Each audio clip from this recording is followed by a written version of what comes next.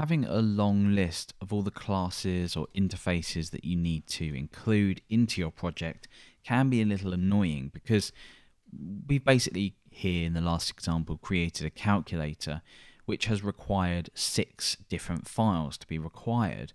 Now say we want to use this again and again and again, we could either copy and paste all of this, which would obviously be extremely bad practice because if we needed to change any of these names, it wouldn't work very well. We'd have to go back and change each file.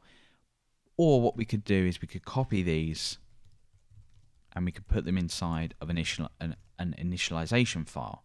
So let's create that now, and we'll save this in our root directory as init.php. This is a better solution, but we're still having to maintain a long list of classes, and this within a project could easily grow to hundreds of lines long. So instead what we do is we use the SPL Autoload register, and this basically allows us, as a class is instantiated, it will look this up and require it in for us.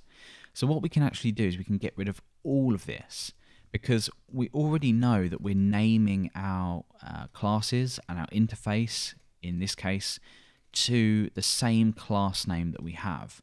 So basically, when we instantiate a new calculator, a new adder, subtractor, multiplier, divider, or we implement this operator interface, we know that because the name is the same as the file name, we can autoload these. So we use SPL autoload register, and inside of this we have a closure. So here, as an argument, we have the class name. So let's just have a look at this. Let's just echo this out and see what happens. Now, we are going to get some errors here, but it doesn't matter. So you can see here the first error is that a class calculator can't be found.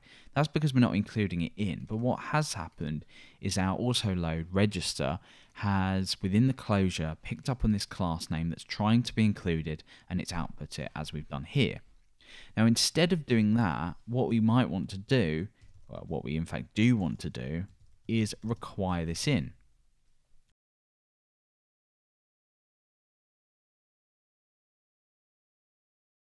So we know that all of our classes are within classes, and we're just going to replace the X with the class name that we're trying to include. So as long as the classes that you're trying to include have the same file name, this will just autoload everything in for us, so we don't need to maintain that massive long list.